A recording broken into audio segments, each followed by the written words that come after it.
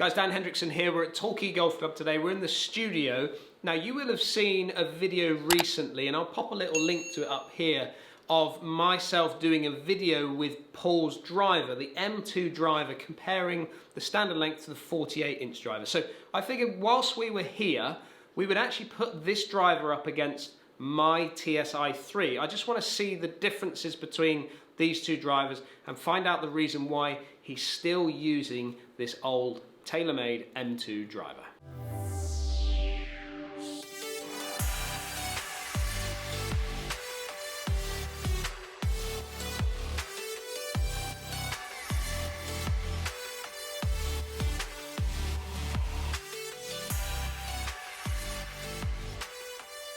So before we hit any shots, I just want to give you a bit of an overview of this particular driver. So Paul is using the 2016 TaylorMade M2. It's a 9.5 head and he's got it set as standard. So it is the standard loft of what you're getting. Now, what is interesting is that TaylorMade brought out the M2 in 2016, but they re-released another one in 2017. So it was only a year gap. Normally you'd see an 18-month to 2-year cycle on these.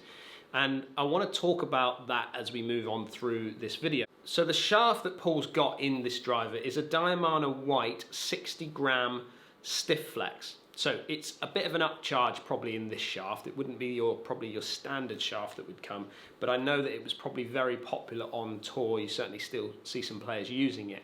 So that's the overall spec of this driver. Let's hit some balls. Right, first impressions looking down. Now bearing in mind this is a 45-inch driver, so this isn't overly short in the driver, but it feels to me quite short. And I think the reason for that is it's the combination of the grey shaft running down into a white and black head, which is really stretched from front to back. It feels like it's quite a way stretched. And I've got to remember, this is the spinnier version of the two drivers that they released. They released the M1, which was the lower spinning, and then the M2, which is the higher spinning driver. So they're trying to bring CG right the way back off the face. I'd say the more that I've hit this driver, the more I really like it. I'm not sure this one's going back, is it, Bernie?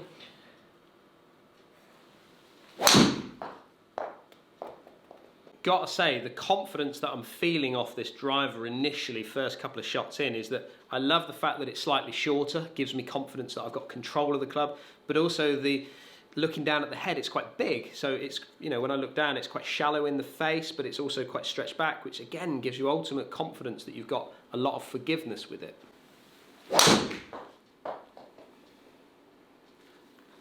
Okay, got the numbers from the M2. Now we're going to move into my TSi3 driver. The first impressions with it is it feels smaller. The head actually feels a lot smaller when I look down at it in comparison to the M2. The M2 looks like it's kind of stretched back a bit more, whereas the TSi3 is kind of a bit more squat from front to back of the driver. But with that in mind, I would expect the deepness of the face to be a little bit deeper in the sort of smaller headed profile driver, but I'm not really seeing it. I thought it would be the case, but to be honest with you, the depth on them are very similar. So all in all, confidence-wise, probably out the bat, I'm feeling a lot more confident out of the M2 than probably the TSi3 driver. And where I said before with the M2 that it felt quite short, I'm feeling that this driver now is definitely, it feels a little bit longer, and probably the reasons behind that is because we've got black into black. The head is smaller. It probably isn't, it's still a 460cc head, but that whole colour tone on it is making the head just feel a little bit smaller. I'm not saying that that's a bad thing, it just makes the driver just feel that little bit longer. I'm talking like maybe it feels like an inch longer if I was putting them head to head, but I know that they're exactly the same in length.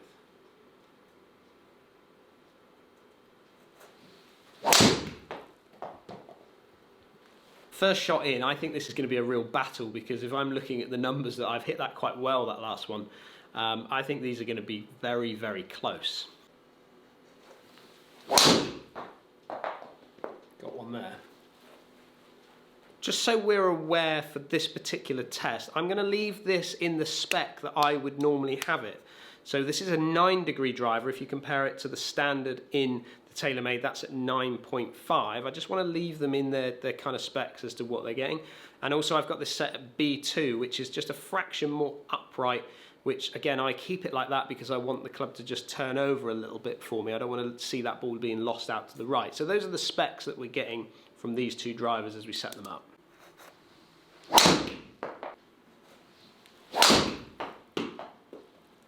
Now, if you want to see a full review of the TSi3, I'm just going to pop a little link up here. You can click on there and have a little look at my experience, out the box kind of experience with this driver. Gives you all the spec and everything on what Titleist is saying about the driver. So just a quick question. I know we've given our opinions about this driver, but why don't we find out why these guys are still using this driver? Good idea, Bernie. Should we ask Will and Paul why they're still using this driver? Let's do that. Let's do that. I think cost comes into it quite a bit. Does it? So yeah. You've not changed it purely because you've obviously... There's an expense, isn't there, of changing? Yeah, I think that's part of it. I think once you find a driver that you're comfortable with, I think forking out money to find a driver that's going to perform the same, and you don't feel as comfortable with this one, I think what's the point when you can save that money? This one is not actually the same as the one that we've been doing some testing against my current driver. This is the slightly newer version, isn't it? Yes, this is a newer version. I've got it. It's a 9.5. I've got it lowered, if you see there. So you get 9.5 in the head. This is actually a 2017. The one we've been testing is Paul's 2016. Yeah. But they released this one really quickly after the 2016 one. Yeah, I think think a year or maybe 18 months. I think it was less than that, wasn't it? Was it? Yeah, I think so. Yeah. And I think it had something to do with the spin, but yeah. So. So you've got that one at 9.5 degrees. You've got it set at actually 7.5. 7.5. Knocked it right down. What shaft have you got in it? I've got an Aldella Rogue, yeah. 70 grams X with it, and it's tipped down this end, so it makes it a little bit stiffer. So you've had it just nipped off at the bottom end to try and stiffen it up a little bit. And why did you do that? What was that all about? I think curvature was the main thing. That I used to hit like quite a big draw. Yeah. So it just minimised that a little bit. So I was hitting it a little bit straighter, and it just helped me a little bit more find fairways overturn or leaking outright. So is it just cost that stopped you from maybe upgrading? Numbers as well. Like the newer clubs, they look great.